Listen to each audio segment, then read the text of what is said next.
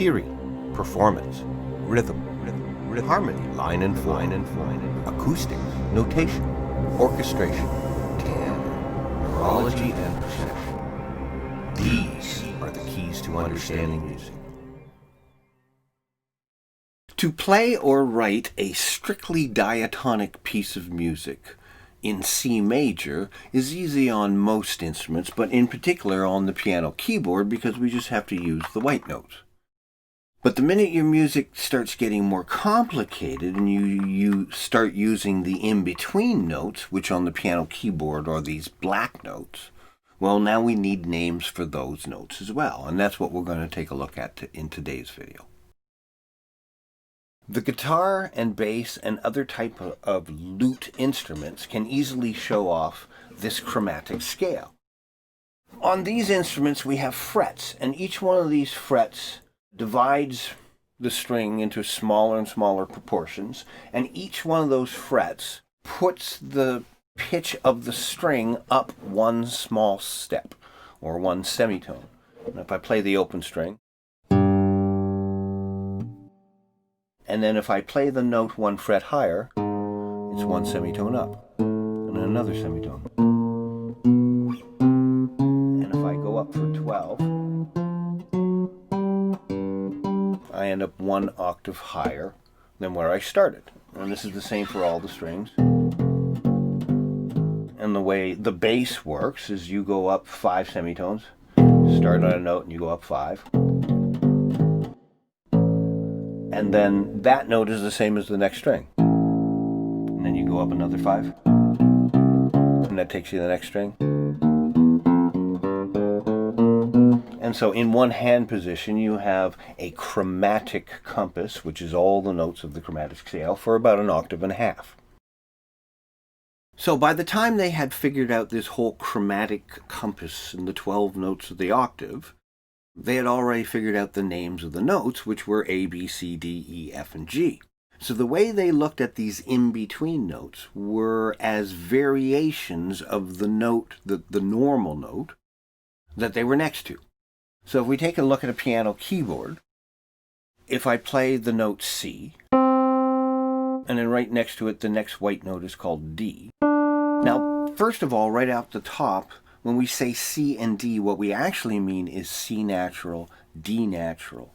And all the white notes are what we call natural notes. So if I start on A, here's C, just to the left of the two black keys, and then the one below that is B. And so there's A. This is really A. It's like it has a first and a last name. The first name is A, and the last name is natural. And so all these white keys fit into a family.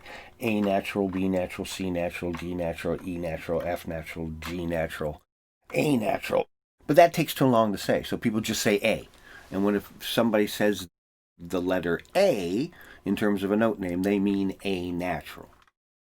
So this is the note C and this is the note D. What do we call this?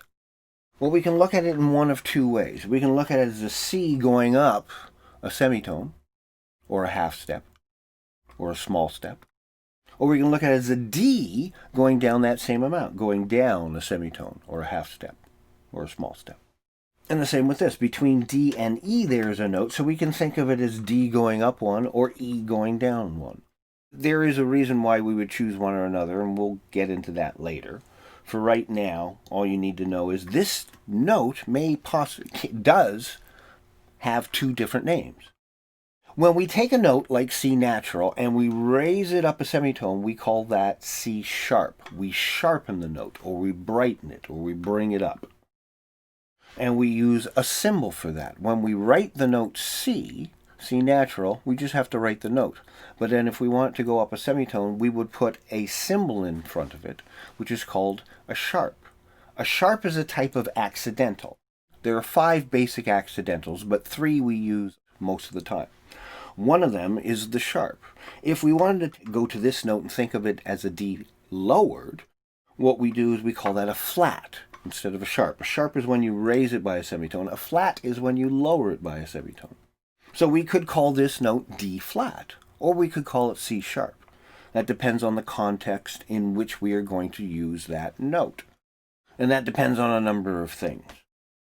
The simplest way to look at it, though, is if you're going from the note C to D and you want to go with that note, or let's take D. If I went up a semitone, we could call that E flattened or D sharp. But if I was going to play the melody of the entertainer, I'm going to play D and then this note. Usually what we do is we say that's D sharp. D and then D raised and then a normal E. Otherwise, you have D and then a lower D. Why do you have a lower D? And then a regular D. Oh, I see. You're just going up. Why don't you just say D and D sharp and E? So that's one of the reasons we might tend to call this D sharp. There are others, and we'll get into that as we learn more about music. To draw a sharp, we draw two thin parallel lines perpendicular to the lines of the staff. Then we draw two parallel lines that are on a slant. If you're going to use thin and thick lines, the up and down lines are the ones that are thin, and the two that are on a slant are thicker. It's sort of like a hashtag or a pound sign, except the two horizontal lines are on a slant. The sharp is always drawn on the same line or space as the note's head, the round part of the note. If the note is on a line, then you can clearly see the line going through the middle of the sharp. If the note is in a space, then you can see the entire box middle section of the sharp when you place it in front of the note. To draw a flat, we use a single thin line that is perpendicular to the staff, but then at the bottom we make it into a squished B shape. The bottom part is actually half of a thin heart shape. And if the note is on a line, then the line will go right through the middle of that half heart shape. And if the note is in a space, then that half heart shape takes up the whole space. Again, the accidental is always written in front of the note. But when we write the name of the note, it's the other way around. We write the letter name first, F, and then the sharp, or the B, and then the flat. But when we draw the actual notes on the staff, it's the other way around. We put the accidental first and then the note's head. About music. So, all these in-between notes have a sharp or a flat name. This is the note F, where we go here, C, D, E, F. So this is an F, this is an F sharp. It could also be thought of as a G flat, and this would be the G. And then here we have a G sharp or an A flat, and then here's the A natural. And then here we have an A sharp or a B flat, and here's a B natural. And then we have a C. In general, all 7 of what we call the pitch classes, which are just simply the note A, the note B, C, D, E, and F, and G. Each one of them can have 5 possible versions. For right now, we're just talking about 3. 3 possible versions. You can have an A natural, you can have an A flat, and you can have an A sharp. And all the notes work like that. You can have a G, you can have a G flat, you can have a G sharp. You can have an F, you can have an F sharp, you can have an F flat. It's not very often that you need to call this note F flat, because in most instances, that's just a regular C natural, D natural, E natural. There are certain exceptions. Music is an art. You can do whatever you want. And in certain situations, you might need to call that an F flat. It's not very often. That's one of the least used flatted notes there is. In the same context, this could be an E. This could be an E flat. That note F could also be called an E sharp. That happens more often than we call that an F flat.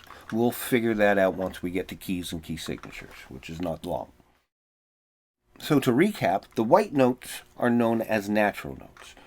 A natural, B natural, C natural, D natural, E natural, F natural, G natural, back to A, and so on, all the way up and down the keyboard. The black notes get their names from what white notes they're next to. And when I say black notes, that is a bad thing to say, and I shouldn't be doing that, because they're only black on the piano keyboard. On the guitar, there is no black and white. And on a flute and on the voice, it becomes even more and more obscure. The only place there are really black and white notes are on keyboard-oriented instruments, like pianos, keyboards, accordions, those kind of things. But people frequently call sharps and flats black notes. So if somebody says a black note, that's what it means. It's not a stylistic thing. Now, I did say there were 5 basic accidentals. The three in the middle are the ones we use the most, but there is another one called a double sharp, which would take a note, and to the left of the grouping of 2 is the note C. So if we put a sharp in front of that, it goes up to there, and we would call that note C sharp. There are rare instances when you need to put a note up 2 semitones, and then we would use a little X shape, and that's called a double sharp. And on this instrument, I'd be playing that note. I'd be playing what normally would be called a D. Why would we do that? Again, we'll get to that much later. And the fifth accidental is the opposite of the double sharp. It's what we call a double flat. In certain instances, every once in a while, we have to take the note B, and then we flatten it. We call that B flat. Sometimes we have to flatten it again, and we call that B double flat. One reason is that it fits into this chord, which is called C diminished seventh.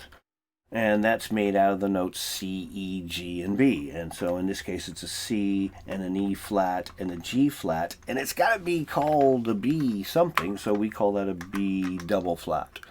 Once we get the keys and key signatures, that will make more sense. It is not that often we have to use double sharps or double flats, but it is a thing, so I thought I'd let you know. On top of that, there are other kinds of accidentals. Modern music uses microtonal accidentals, like these two. The first one is a quarter tone sharp, and the second one is a quarter tone flat. So instead of going up a semitone, you only go half the distance, which you can't do on this instrument, but I could do on a violin or on certain wind instruments. And then there are also little arrows that go up and down, and sometimes they're descriptive phrases. There are a whole set of microtonal accidentals that include an eighth of a tone and a seventh of a tone and smaller increments and things to do with other musical structures we will get to much later. But there are lots of accidentals. In general, we only use 3 for most musical purposes. But depending on what kind of style of music you write, you may eventually have to get into the hundreds of other kinds of accidentals that there are.